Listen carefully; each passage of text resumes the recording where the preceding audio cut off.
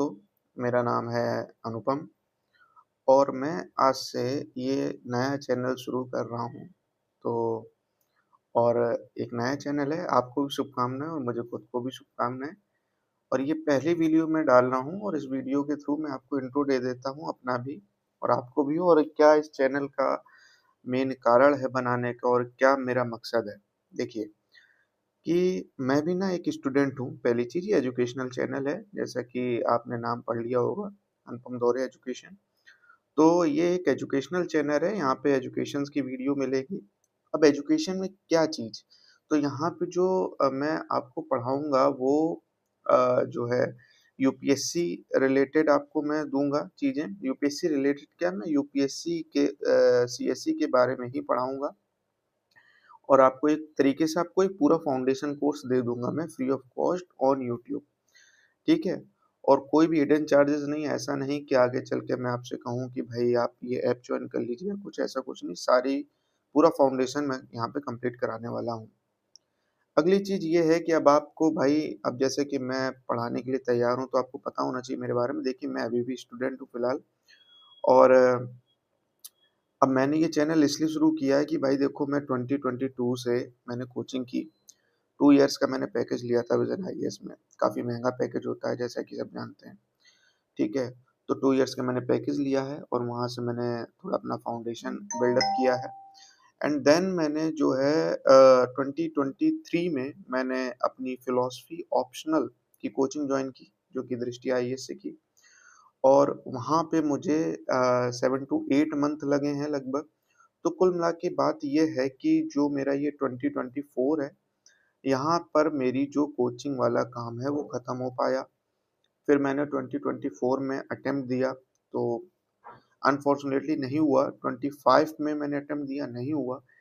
But her fail होने का मतलब ये नहीं ना कि आता नहीं है, ठीक है? फेल हुए, कुछ गलतियाँ रही, खुद की कुछ गलतियाँ रही, लापरवाहियाँ रहीं और उन्हीं गलतियों, लापरवाहियों को मैं अपना स्ट्रॉन्ग पॉइंट बनाता हूँ और उसी से आपको मैं ये सिखाऊँगा कि वो गलती आप ना करें। देखिए, सक्सेसफुल आदमी से तो हर कोई सीखने को तैयार है, हर कोई सीखता है, लेकिन सक्सेसफुल से सिर्फ़ सक्सेस सीखते हैं आप। लेकिन फेलियर आदमी से आप फेल सीख सकते हैं कि आपको क्या नहीं करना है। तो मेरा यहाँ पे जो मेन मकसद है वो आपको यही बताने का है कि जो मैंने ये 2 अटेम्प्ट्स में जो भी मैंने गलती की, वो आप ना करें। कुछ यहाँ पे जो वो स्टूडेंट होंगे जो तुरंत-तुरंत तैयारी शुरू करेंगे, इसी ईयर से चालू करेंगे, 2026 से चालू करेंगे। तो मैं एक तरीके से उनको वो चीज़, वो गलतियाँ ना हों उनसे, ये मेरा प्रयास होगा। और प्लस क्या होगा कि मैं अभी भी तैयारी में हूँ, ऐसा नहीं है मैंने कि तैयारी छोड़ दी है, मैं अभी अटेम्प्ट दूँगा और अच्छे से मेहनत करूँगा और जो का कमियाँ रह गई, खामियाँ रह गई, उनको मैं पूरा करूँगा और आप सबकी दुआ से अगर हो जाएगा तो आपको वो भी मैं बताऊँगा।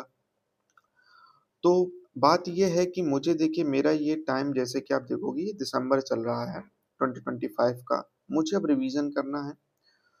तो मैंने सोचा कि भाई रिवीज़न करते टाइम अगर मैं वीडियो बनाऊँ, तो मेरा रिवीज़न हो जाएगा, आपको कुछ फाउंडेशन मिल जाएगा और जैसा कि मैंने बताया, मैंने विज़न आईएएस से कोचिंग की है, तो मेरा सोर्स वही है, तो आपको एक अच्छी क्वालिटी का कंटेंट मिलेगा, ज़ाहिर-सी बात है।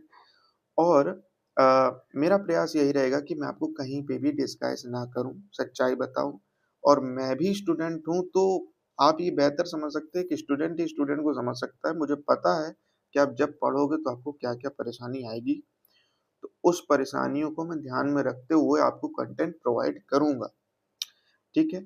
और यहाँ पे प्लस पॉइंट ये है कि देखिए, जब मैं ये तैयारियाँ कर रहा था, तो जैसा कि एक सोसाइटल प्रेशर होता है, तो मेरे ऊपर भी था कि भई जल्दी से जितनी जल्दी नौकरी ले लो, गवर्नमेंट जॉब ले लो।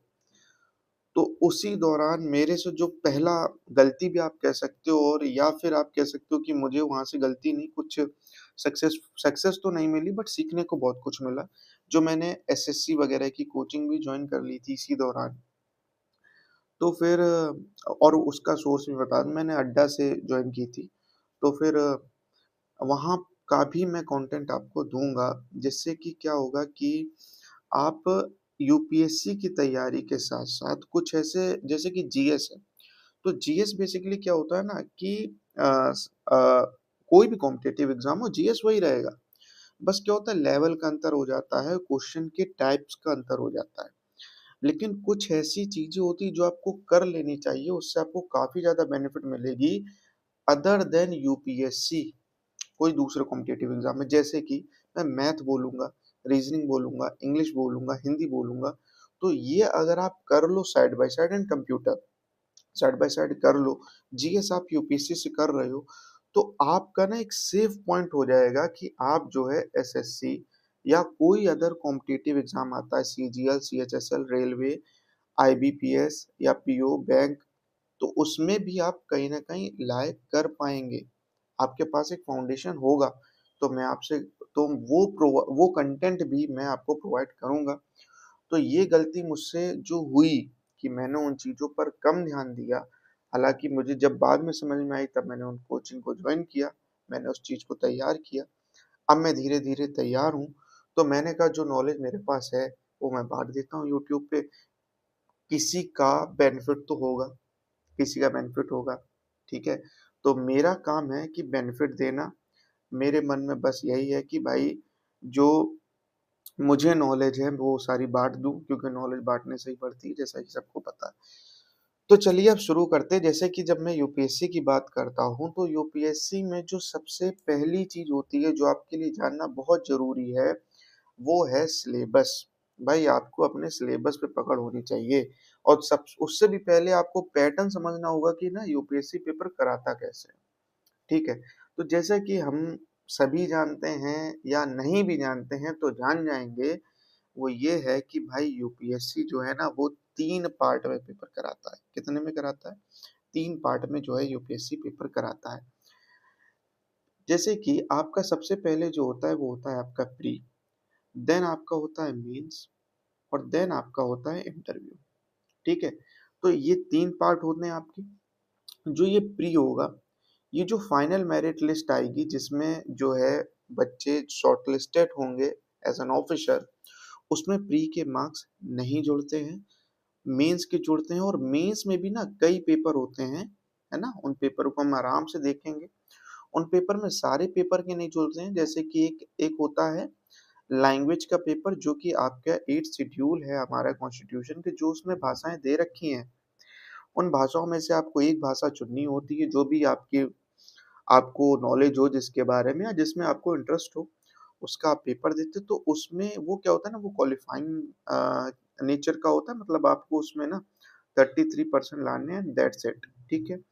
और वैसे ही आपका एक इंग्लिश लैंग्वेज का पेपर होता है that is compulsory for all. हाँ, कुछ एक्सेप्शन हैं, वो हम देख लेंगे उसको अभी इस नोटिफ़िकेशन में। तो यहाँ पे सिर्फ़ 2 ये 2 पेपर हैं जो आपकी क्वालिफाइंग है, इनके नंबर कुल मिला के शॉर्ट लिस्टिंग के लिए नहीं जोड़ेंगे। बाकी जो आपके पेपर होंगे 4 जीएस के पेपर होंगे, 2 ऑप्शनल के पेपर होंगे, इनके नंबर जोड़ेंगे और इंटरव्यू के नंबर जोड़ेंगे और इन सारे नंबर को जोड़कर आपकी फाइनल शॉर्ट लिस्टिंग बनेगी। अब आपकी प्री की बात करते हैं, प्री में 2 पेपर होंगे, आपका जीएस होगा, ठीक है? जनरल स्टडीज़ होगा जो और दूसरा होगा सीसेट। देखिए जीएस में क्या होगा, जो आपके जीएस फाउंडेशन सब्जेक्ट्स हैं, जैसे कि आप यहाँ पे प्रीलिम्स एग्ज़ाम देख रहे हो, जीएस फाउंडेशन सब्जेक्ट्स अभी हम इसके सिलेबस को देखेंगे, ठीक है? सब्जेक्ट वाइज़ देखेंगे उस सिलेबस को, तो वो उस पार्ट से इसमें क्वेश्चन पूछा जाएगा और वहीं पे जो सीसेट की जब मैं बात करूँगा, तो यहाँ पे इंग्लिश, मैथ, है ना? रीज़निंग, इनसे आपके क्वेश्चन्स आएँगे, तो उसके सीसेट की आपको टेंशन लेने की ज़रूरत नहीं है क्योंकि मैं आपको एसएससी लेवल का करा दूँगा। तो एसएससी लेवल का जब आप कर लेंगे तो सीसेट आपको काफ़ी आसान लगेगा, ठीक है? और इस ये जो सीसेट है, ये चीज़ एक चीज़ और है कि ये जो सीसेट है, ये सीसेट भी क्वालिफाइंग नेचर का है, ओनली 33% आपको चाहिए जैसा कि आपको सामने दिख भी रहा होगा। तो मतलब ये है कि मेंस में क्वालिफ़ाई करने के लिए आपको जो शॉर्ट लिस्टिंग के लिए जो नंबर चाहिए वो किसमें से मिलेंगे आपको? जीएस पेपर से, ठीक है? यहाँ तक कोई क्लियर है तो बताइए? यहाँ तक कोई डाउट है तो आप जो है कमेंट में बता दीजिएगा। ठीक है, चलिए अब हम आगे बढ़ते हैं। आगे बढ़ते हैं। उससे पहले थोड़ा सा ये, अब हम प्रीलिम्स एग्जामिनेशन है उसको थोड़ा सा समझते हैं। देखिए 2 मिनट मुझे बस दीजिएगा, बस मैं ही मिटा लूँ। या, या अब देखिए, जो जैसे कि ये प्रीलिम्स एग्जाम सामने आपकी सीट पे आ रहा होगा, इसको बड़ा कर देता हूँ तो थोड़ा सा। अब ठीक है, अब दिख रहा होगा बढ़िया से एकदम क्लियर। कोई दिक्कत हो बता देना भैया। देखिए मेरे पास, मैं कोई यूट्यूबर नहीं हूँ, स्टूडेंट हूँ, पढ़ाना शुरू कर रहा हूँ। कोई कमी हो बता दीजिएगा।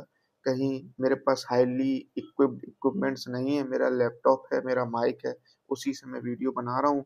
लेकिन फिर भी मैं जितना अच्छा हो सकेगा उतना अच्छा आपको प्रोवाइड करूंगा। देखिए कंटेंट की क्वालिटी में कमी नहीं होने दूंगा, इस बात की मेरी गारंटी है। ठीक है, कंटेंट क्वालिटी में कोई कमी नहीं होगी, और इसको भी मैं धीरे धीरे इम्प्रूव करने की कोशिश करूंगा। चलिए देखिए, फिलहाल आपको क्लियर दिख रहा होगा, आपको सब समझ में आ रहा होगा, आवाज क्लियर होगी मेरे हिसाब से, कोई दिक्कत नहीं होगा। बाकी अगर कुछ होगा तो उसमें मैं सुधार करने की कोशिश करूंगा और अच्छे इक्विपमेंट्स लेने की कोशिश करूंगा। ठीक है, चलिए शुरू करते हैं। तो यहाँ पे आप देखोगे scheme and subject of the, ये देखिए ये जो सिलेबस है ये यूपीएससी जेन्यून है। ठीक है, यूपीएससी की साइट से मैंने लिया है, तो इसमें कोई कोचिंग का नहीं है, कुछ नहीं है, ये सिर्फ यूपीएससी जेन्यून है। आप भी डाउनलोड कर सकते हैं, कोई जो है ना रॉकेट साइंस नहीं है। आप जाइए गूगल पे, सिंपल से डालिए आप यूपीएससी सिलेबस पीडीएफ, और आपको जो यूनियन पब्लिक सर्विस कमीशन की जो भी वेबसाइट देखिए आप वहाँ पे क्लिक कीजिए। 2025 का उस टाइम दिखा रहा होगा आपका, जिस टाइम मैं ये वीडियो बना रहा हूँ, और आपको वहाँ पे नोटिस लिखा होगा जो कि 2 पॉइंट कुछ एमबी का होगा। आप उसको क्लिक करेंगे, आपका ये सिलेबस खोल जाएगा, जो भी नोटिफिकेशन है। चलिए देखते हैं। तो ये प्रीलिम्स एग्जामिनेशन है, जिसमें क्या लिखा हुआ है कि भाई 200 नंबर का होता है। पहली चीज, कितने नंबर का? एक पेपर 200 नंबर का, क्योंकि यहाँ क्या लिखा हुआ है आप जरा ध्यान से देखिए। तो यह लिखा हुआ है ईच, ईच मतलब है कि भाई 2 पेपर है और दोनों 200 नंबर के होंगे। ठीक है, अगली चीज यहाँ पे क्या है, ये मल्टीपल चॉइस में होगा। मल्टीपल चॉइस है, कोई डिस्क्रिप्टिव नहीं है। जीएस2 जो है, जो आपका जीएस2 वो 33% क्वालिफाइंग, आपको उतना ही नंबर लाना है। पेपर हिंदी इंग्लिश भाषा दोनों में ही होता है। आपको जो भाषा चुननी है वो आप फॉर्मेट टाइम चुन लेंगे। ठीक है, अब आगे बढ़ते हैं। फिर ये आपका मेंस पेपर होगा। मेंस पेपर में आप देखिए, जो मैं आपको क्वालिफाइंग नेचर बता रहा था ना, वो यहाँ पे अब आपको समझ में आएगा। जैसे कि क्वालिफाइंग पेपर, ये देखिए यहाँ पे लिखा हुआ है क्वालिफाइंग पेपर। यहाँ पे आपके 2 पार्ट हैं, देखिए आपको लिखा हुआ है one of the Indian language to be selected by the candidate from the languages included in the 8th schedule of the constitution। 8th schedule में आप जाइए, वहाँ पे भाषा देखिए, आप जो जो भाषा उनमें से आपकी जो प्रेफरेंस है वो देख लीजिए।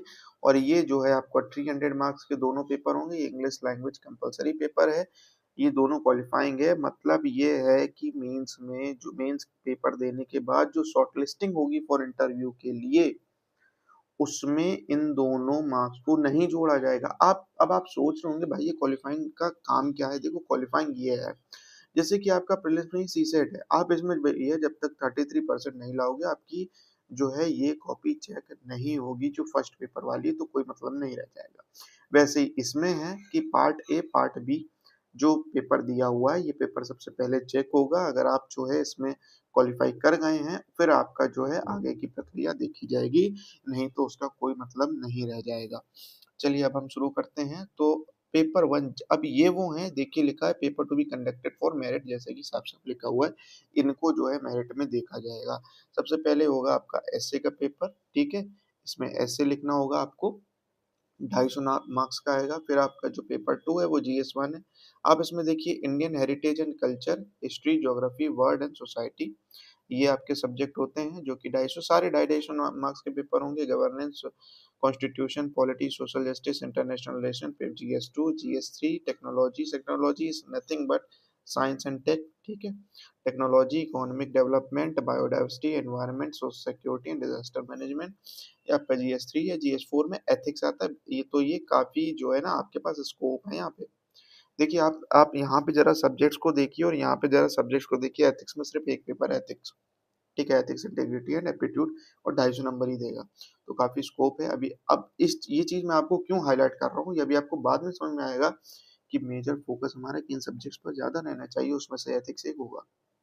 क्यों एथिक्स एक होगा, आपको दिख रहा है। एथिक्स, इंटीग्रिटी, एप्टीट्यूड आपको एक सब्जेक्ट तैयार करना है और आपके 250 मार्क्स यहाँ पे तैयार हैं। फिर यहाँ पे ऑप्शनल पेपर होगा जिसमें पेपर 1 होगा, पेपर 2 होगा, ठीक है? अब आप जो भी ऑप्शनल चूज़ करेंगे उस हिसाब से होगा। तो देखिए ऑप्शनल मेन हो गया कि नहीं हो गया? क्यों मेन हो गया? क्योंकि भाई आपका 250 नंबर का पेपर 1, 250 नंबर का पेपर 2, दैट इज़ 500 मार्क्स आपके हाथ में है। एंड यहाँ से जो है आपके 250 मार्क्स आपके हाथ में है, दैट इज़ 750 मार्क्स जो है इन पे पकड़ आपकी सबसे ज़्यादा मजबूत होनी चाहिए। ये जीएस है, ये काफ़ी ज़्यादा। एंड हाँ, 1 मार्क्स और मैं कहूँगा एसए का, क्योंकि यहाँ पे सिर्फ़ आपको एसए तैयार करना है, ठीक है? एसए तैयार करना है और यहाँ पे काफ़ी आपको मजबूती मिलेगी, दैट इज़ 1000 मार्क्स, ठीक है? अब आप एक बार ना ज़रा इंटरव्यू में जो क्वालिफाइड होते हैं बच्चे या शॉर्ट लिस्टिंग फाइनल होती है उसके ज़रा आप मार्क्स देखिएगा तो आपको ये 1000 मार्क्स का वैल्यू समझ में आएगा। और ये जो जीएस होता है देखिए ये काफ़ी वास्ट होता है, काफ़ी वास्ट सिलेबस होता है, ऐसा नहीं है। काफ़ी इम्पोर्टेंट पार्ट है, सबसे ज़्यादा कहें तो इम्पोर्टेंट ये पार्ट है, ठीक है? लेकिन इसमें क्या है ना, लिमिटेड चीज़ होती है, भाई आप कितना पढ़ोगे? ठीक है? स्टूडेंट की तरह बात कर रहा हूँ ना, आप समझ रहे हो ना, मैं स्टूडेंट की तरह समझा रहा हूँ आपको, कोई यहाँ मैं टीचर नहीं बैठा हूँ, ठीक है? तो भाई सीधी-सी बात है, आप जीएस में आप खुद अपना दिमाग लगाइए, आप कितना पढ़ेंगे? आपके पास हिस्ट्री है, कल्चर है, वर्ल्ड हिस्ट्री, आप ये हिस्ट्री देखिए, आप ना ये सिर्फ़ हिस्ट्री लिख दिया है। क्या इन्होंने एंशिएंट, मिडीवल, मॉडर्न, वर्ल्ड या कुछ लिखा है? नहीं, मतलब सारा पढ़ना है भाई, ठीक है? Geography of the world and society geography, physical geography, सारी चीज़ें इंडिया की, वर्ल्ड की सब पढ़ो, ठीक है? तो आप कितना यहाँ पे मैनेज, तो यहाँ पे काफ़ी हाई सिलेबस है, मतलब हाई वॉल्यूम का सिलेबस है और आपको मार्क्स उतने ही मिल रहे हैं। और यहाँ पे आप ऐसे देखोगे, ऑप्शनल देखोगे और एथिक्स देखोगे, तो यहाँ पे आपका वॉल्यूम एक तरीके से कह सकते हो दिखने में लग रहा है ऐसा कि कम है और नंबर अच्छे मिल रहे हैं। ठीक है, तो अभी और समझेंगे। देखिए आसान कुछ भी नहीं है, ना एथिक्स आसान है ना कुछ भी। ठीक है, मेहनत हमको सबको बराबर करनी है। अब क्यों बराबर करनी है, अब इसका भी रीज़न सुन लीजिए। क्योंकि आप ऐसे जब लिखेंगे तो ऐसे के आप टॉपिक्स देखेंगे तो वो कहीं न कहीं जीएस से संबंधित होंगे। अगर आपने जीएस अच्छे से प्रिपेयर नहीं किया है तो आपको ऐसे लिखने में थोड़ी-सी कठिनाई होगी। थोड़ी-सी क्या, काफ़ी कठिनाई होगी, क्योंकि आपको कंटेंट नहीं मिल पाएगा। आप हो सकता है ऐसे का स्ट्रक्चर जानते हो, सारी चीज़ जानते हो, लेकिन कंटेंट नहीं है तो आप लिखेंगे क्या? वहीं ऑप्शनल सब्जेक्ट है तो आपको उसके लिए तो मेहनत करनी है। एथिक्स सब्जेक्ट की मैं जब बात करता हूँ तो एथिक्स में भी आपको जीएस की मदद लेनी पड़ेगी, क्योंकि वहाँ पे आपको एग्ज़ाम्पल्स को हाइलाइट करना है। जब मैं इंटरव्यू की बात करता हूँ तो इंटरव्यू आप देखिए 275 मार्क्स का होता है और टोटल रिटन मार्क्स आपको जो दिए गए थे वो थे 1750 नंबर जुड़े। आप ज़रा देख लीजिए 250, 250, 250, 250, 250, 250, 250, आप इनको जोड़िए तो कितना आएगा आपको पता चल जाएगा। ठीक है, अब यहाँ पे 275 मार्क्स जोड़ के जो फाइनल मेरिट बनेगी वो 2025 मार्क्स में से बनेगी। तो बताइए यहाँ पर क्या आपको जो ये यूपीएससी का पेपर है इसका पैटर्न समझ में आएगा, कैसे-कैसे पेपर होना है, समझ आ गया होगा। ना समझ में आए मुझे फिर कमेंट करिएगा, फिर समझा दूँगा। लेकिन मेरे हिसाब से समझ में आए, कोई यहाँ पर रॉकेट साइंस नहीं है, आप आराम से सिलेबस डाउनलोड करके इत्मीनान से देख भी सकते हैं। अब चीज़ें सीधे चलते हैं, देखिए ये आपकी लैंग्वेजेस जो हैं वो दे रखी हैं, स्क्रिप्ट्स दे रखी हैं, ठीक है? ये लैंग्वेजेस क्या, हाँ, आपको ये कन्फ्यूज़ मत होइएगा, ये 8th शेड्यूल वाली लैंग्वेजेस नहीं है। जो आपका ये ऑप्शनल पेपर होगा ना, उसके लिए ये लैंग्वेजेस दी हुई हैं। 1 मिनट उम, या ऑप्शनल, ये देखिए ना, ये ऑप्शनल के लिए दिया हुआ है, ऑप्शनल सब्जेक्ट्स हैं। उनकी ये चीज़ दी हुई है कि उनमें देखो ऑप्शनल है ना, 2 तरीके से होता है कि आप एक optional subjects sorry language paper से आप ऑप्शनल चुन सकते हैं या फिर आप टेक्निकल या जीएस टाइप के सब्जेक्ट चुन सकते हैं, ठीक है? तो ये लैंग्वेज वाले हैं और उनकी स्क्रिप्ट भी दी हुई है कि आपको उसी स्क्रिप्ट में लिखना भी है, ठीक है? और फिर यहाँ से आपके जो है ऑप्शनल सब्जेक्ट्स मेंस के शुरू होते हैं जो दूसरे टाइप के हैं, जैसे agriculture, animal husbandry and this तो मेरा फुल कुल मिला के जो है फिलॉसफी है। तो आपको मैंने एक चीज़ शायद बतानी छोड़ दी थी, मैं आपको फिलॉसफी भी तैयार करा दूँगा। अगर आप फिलॉसफी ऑप्शनल लेंगे तो आपको मदद मिल जाएगी। भाई बाकी कोई मेरे को नहीं आता ना, मैं जो मैंने पढ़ा है मैं वही आपको बताऊँगा, जो मुझे सही से आता है वही मैं आपको बताऊँगा, जो मुझे गलत पता है या मुझे कन्फर्म नहीं है वो मैं आपको नहीं बताऊँगा। मैं आपको कह दूँगा भैया पता कर लीजिएगा। ये कुल मिला के ना, अब देखिए ये जो मैं आपको चीज़ दे रहा हूँ, बेसिकली तो क्या है कि एक आपका फाउंडेशन तो कवर मैं करा ही दूँगा, लेकिन ये आपका मोर क्या होगा ना, हेल्प करेगा आपको तैयारी में, ठीक है। मैं नहीं वादा करता भाई, देखो मैं भी स्टूडेंट हूँ, मैं पूरा आपसे ये तो नहीं कह दूंगा कि आप इसी पर रिलाई कर जाओ, आप निकाल दोगे भाई यूपीएससी है, ठीक है, सीधी बात है, ठीक है। कंटेंट देना अलग चीज है, कंटेंट पढ़ना अलग चीज है, कंटेंट को हजम करना अलग चीज है, और एक्चुअली में पेपर देना अलग चीज है, ठीक है। तो मैं आपको दे रहा हूँ कंटेंट, आप इसको पढ़िए, हजम कीजिए, और पेपर आप कैसे देते हैं वो आप पर निर्भर करता है, आपको प्रैक्टिस ज़्यादा से ज़्यादा रखनी पड़ेगी अपनी, ठीक है। और थोड़ा सा हाँ, एक चीज़ और मैं कहूँगा इसमें कि यूपीएससी का पेपर जो है भाई देखो मैराथन है, समय लेता है, क्योंकि आपको काफ़ी चीज़ें दिमाग में रिटेन रखनी पड़ती हैं, काफ़ी समय तक रिटेन रखनी होती हैं। तो भाई प्लीज़ सब्र रखिएगा, सोसाइटी के दबाव में ज़्यादा मत पड़िएगा। अगर आपको प्योर डेडिकेशन है बनने की, तो आपको डेडिकेशन तैयारी में भी दिखानी पड़ेगी, सीधी बात है, ठीक है। और बाकी इस तरीके से जैसा मैं वीडियो बना रहा हूँ भाई, आप भी बना सकते हो, बनाइए आप, आपका भी रिवीजन होगा, और कुछ बच्चे जो कि कोचिंग अफोर्ड नहीं कर पाते हैं उनके लिए मदद हो जाएगी, और प्लस जो बच्चे पढ़ लेते हैं, अफोर्ड भी कर सकते हैं सारी चीज़ें, उनके लिए रिवीजन हो जाएगा, और थोड़ा अ, आपका भी रिवीजन हो जाएगा, मतलब सबका फायदा है ना, सबके लिए प्लस प्लस है, तो करने में दिक्कत क्या है। चलिए अब सिलेबस देख लेते हैं, ठीक है। तो सिलेबस है ये आपका प्रीलिम्स है, ठीक है, प्रीलिम्स है, 2 घंटे का पेपर है भाई, 200 मार्क्स हैं, ठीक है। अब यहाँ पे सिलेबस देखिए आप, तो छोटा सा सिलेबस, छोटा सा, ठीक है, लेकिन कितना बड़ा एग्जाम है, तो इस छोटे से पे मत जाइए, छोटा ही तो खतरनाक होता है, अगर डिटेल दिया जाता तो अच्छा रहता, तो एक एक टॉपिक का पता रहता क्या पढ़ना है। ये छोटा सा मतलब इसमें कई चीजें छुपी हुई हैं। तो देखिए मैं एक काम करता हूँ, आपको देखो एक दिन से ना, एक दिन में मैं सारा सिलेबस आपको एकदम एक टाइम बता दूं, क्योंकि मेरे साथ हो चुका है भाई। तो मैं उसी तरीके से आपको भाई, मतलब मैं उसी तरीके से समझ रहा हूँ कि स्टूडेंट स्टूडेंट वही वाली बात है ना। तो भाई होता ये है कि एक साथ मैं आपको बता दूंगा ना, तो आपकी सिलेबस भेजे में घुसने नहीं वाला, रखा नहीं रहेगा। क्यों? क्योंकि भाई अब देखिए, जो पुराने चावल है, जो पहले से तैयारी कर रहे हैं, तो उनके दिमाग में तो सिलेबस सेट होगा, लेकिन जो नए हैं उनको ना धीरे धीरे आना आता है दिमाग में। तो हम क्या करते हैं कि जैसे कि मुझे पता है, मैं जैसे कि आपको सबसे पहले हिस्ट्री पढ़ाऊंगा, ठीक है। तो एक काम करते हैं, हम सबसे पहले हिस्ट्री का सिलेबस देख लेते हैं प्री में, हिस्ट्री का सिलेबस देख लेते हैं मेंस में, फिर हम अपन क्या करेंगे, हिस्ट्री पढ़ना शुरू करेंगे, फिर अपन ज्योग्राफी पे आएंगे, ज्योग्राफी का सबसे पहले सिलेबस यहाँ देखेंगे, पीवाईक्यू देखेंगे, और फिर अपना ज्योग्राफी पढ़ना शुरू करेंगे, एंड फर्दर इस तरीके से कर सकते हैं। तो जब हम हिस्ट्री को देख रहे हैं, तो हिस्ट्री में हमें सिर्फ एक चीज देखने को मिल रही है भैया, क्या? History of India and Indian national movement. मतलब क्या समझ में आया? हिस्ट्री ऑफ इंडिया चाहिए इनको, वर्ड से मतलब नहीं है, मतलब ये है कि वर्ड हिस्ट्री काट दो, वर्ड हिस्ट्री प्री में नहीं आ रही, ठीक है, सीधा साफ बात। लेकिन क्या हम पढ़ेंगे नहीं? पढ़ेंगे भाई, क्योंकि हमको मेंस रेडी रहना है, प्रीलिम्स रेडी बाद में, पहले हमें मेंस रेडी होना है, ठीक है। तो हिस्ट्री ऑफ इंडिया बोल रहा है, मतलब ancient, medieval, modern and art culture, सारी चीज इसमें शामिल हो रही। अच्छा आप ये देखिए ना, इसने पहले हिस्ट्री ऑफ इंडिया बोला और फिर इंडियन नेशनल मूवमेंट अलग से बोल दिया, क्यों? हिस्ट्री ऑफ इंडिया में क्या फिर इंडिया इंडियन नेशनल मूवमेंट नहीं आता? बिल्कुल आता है भाई, लेकिन यूपीएससी आपको एक इंडिकेशन दे रही है कि भैया हम इंडियन नेशनल मूवमेंट पे थोड़ा ज्यादा तवज्जो देंगे, ठीक है, मतलब कुल मिला के फ्रीडम स्ट्रगल।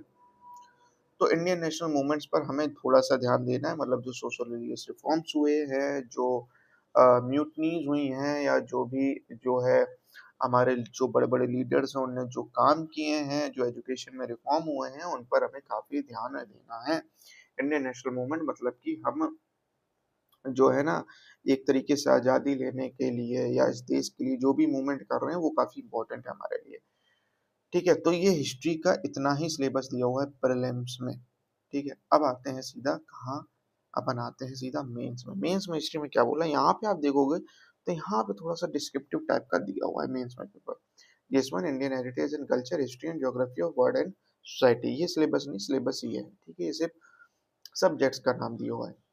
तो इंडियन कल्चर, भाई कल्चर आएगा, ठीक है, will cover the salient aspect of art forms, literature, architecture from the ancient to modern time. भैया सीधे बोल दिया, आप एंशियंट, मिडिवल, मॉडर्न, तीनों का आपको कल्चर जो है वो तैयार करना है, और खास तौर पर किस पर ध्यान देना है आपको, आर्ट फॉर्म्स पर, लिटरेचर पर और आर्किटेक्चर पर।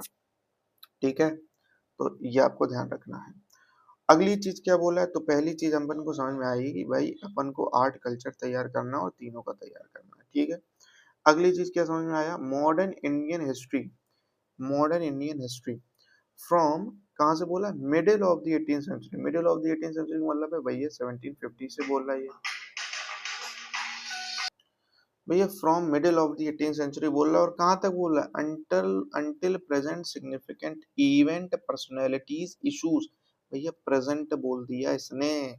मतलब क्या है, मतलब ये देखो भैया मेरा, हम आज आए कल हिस्ट्री हो गया, कल के लिए परसों वाला हिस्ट्री हो गया, तो क्या बोल रहा है, मतलब ये प्रेजेंट तक आएगा, सीधी सी बात है भाई। Mid of the 18th century से लेकर, और यहाँ पे प्रेजेंट का मतलब ये भी है कि भाई modern time and plus present till now भी है। ठीक है, मतलब आपको जो प्रेजेंट में चल रही हैं चीजें, भाई देखो कोई कुछ भी बताए लेकिन आपको करंट में तैयार रखना है, करंट में भी जो इम्पोर्टेंट सिग्निफिकेंट इवेंट हो रहे हैं, पर्सनैलिटी हो रही, इशू हो रहा है, आपको तैयार रखना होगा। ठीक है, सीधी सी बात है। उसके बाद फ्रीडम स्ट्रगल, अलग से बोला इसने, फ्रीडम स्ट्रगल पर आपको ध्यान देना है, जो कि हम जो है बेसिकली पढ़ेंगे ही उसमें, जब मॉडर्न इंडियन हिस्ट्री पढ़ेंगे। उसके वेरियस स्टेजेस देखने हैं कि किस तरीके से, देखो ऐसा है ना, फ्रीडम स्ट्रगल तुरंत तो नहीं हो गया। जैसे कि हम पहले देखेंगे कि फ्रीडम स्ट्रगल जो है ना, आपकी शुरुआत मानो, जैसे कि हम अ, अगर देखिए नहीं पता है कोई बात नहीं, थोड़ी सी मैं बात कर देता हूँ, जैसे कि हमारा रिवोल्ट ऑफ 1857 है। ठीक है, रिवोल्ट ऑफ 1857 है। अच्छा, क्या मैं बोलूँ फ्रीडम स्ट्रगल यहाँ से शुरू हुआ, तो क्या ये कहना सही होगा, नहीं भाई ये सही नहीं होगा। क्यों नहीं, क्योंकि ये कल्मिनेशन था, ये कल्मिनेशन था, ये पीक था।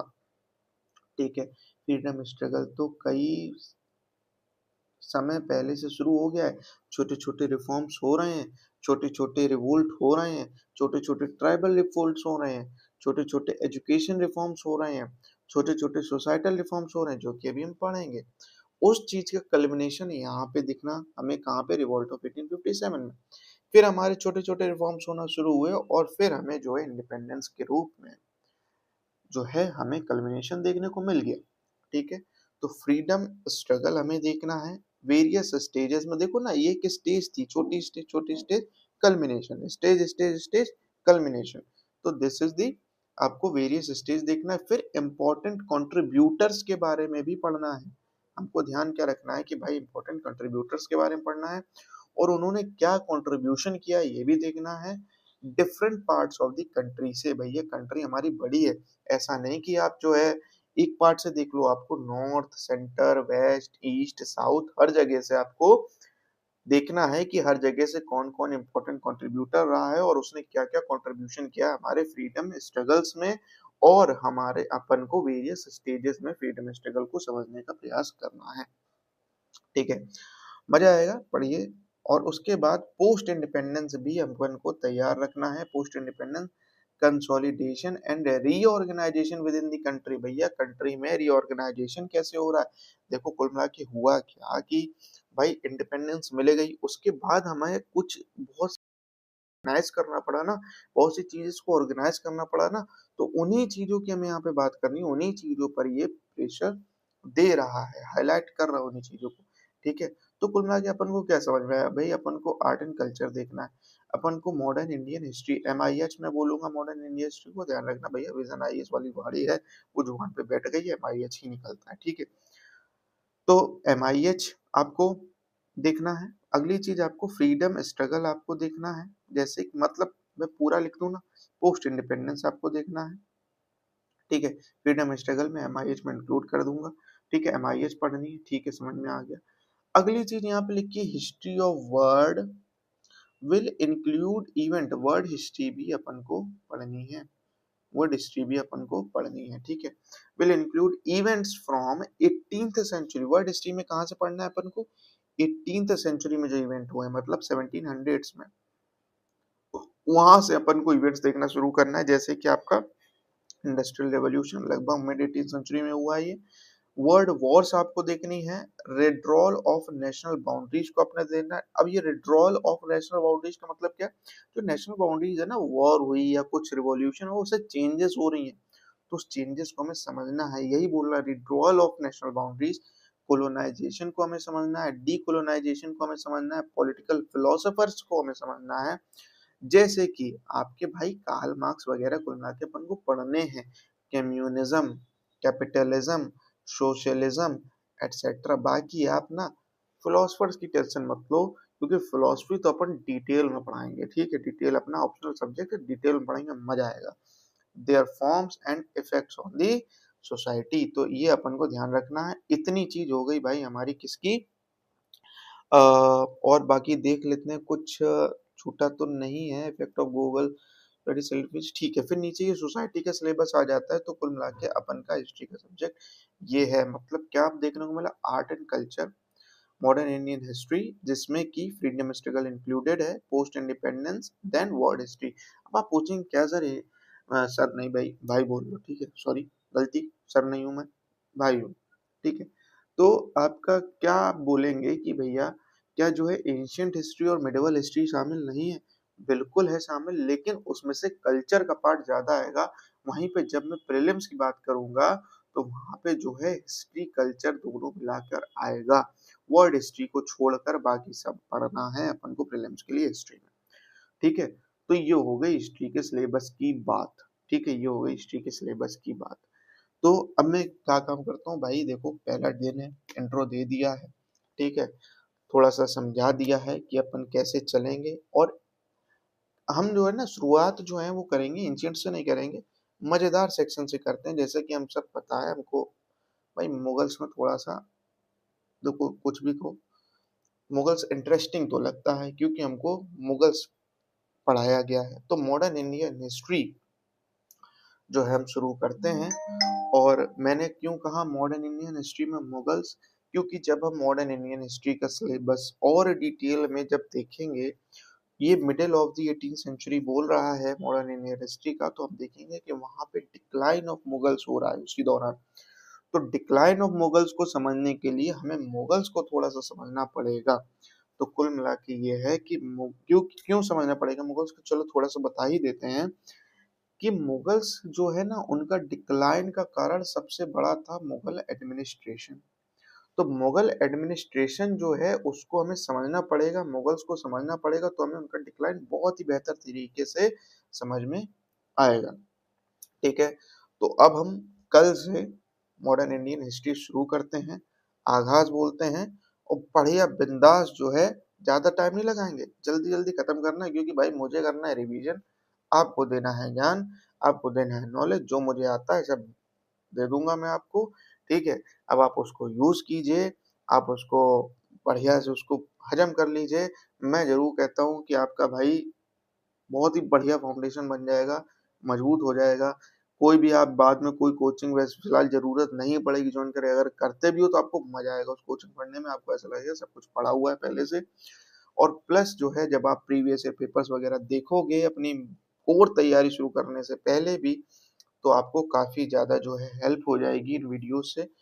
तो भाई इसी के साथ इस वीडियो का मैं एंड करता हूँ, और कल जो है मॉडर्न इंडियन हिस्ट्री स्टार्ट करेंगे। भाई सभी को नमस्कार, मेरा सभी को गुड बाय। और वीडियो अच्छी लगे, ठीक है, मेरा पढ़ाने का तरीका अच्छा लगे, ये सेटअप अच्छा लगे, तो प्लीज़ सब्सक्राइब कीजिए, लाइक कीजिए, और जो है इसको फैला दीजिए, वायरल कर दीजिए, बिल्कुल फ्री है भाई, पढ़ लो। कुछ स्टूडेंट स्टूडेंट की मदद नहीं करेगा, कौन करेगा, ठीक है। तो प्लीज़ सब्सक्राइब और बेल आइकन भाई ज़रूर दबा देना, जिससे जो नई नई क्लासेस हों, नए नए नोटिफिकेशंस हों, वो आपके पास आते रहें, मिलते रहें। और कोई सजेशन हो, कहीं कोई दिक्कत हो, और तो फिर मुझे सजेस्ट करना। कोई गलत भाई कोई गलत बात बोल दूं, मुझे उतना एक्सपीरियंस नहीं है इस सोशल मीडिया का, तो उसके लिए मुझे माफ़ करना, और मुझे जो है उस चीज़ का सजेशन देना, जिससे कि मैं फर्दर वो गलती ना करूं, और मैं उस गलती को ज़रूर सुधार लूंगा। ये बात की मेरी गारंटी है। थैंक यू, धन्यवाद, जय हिंद।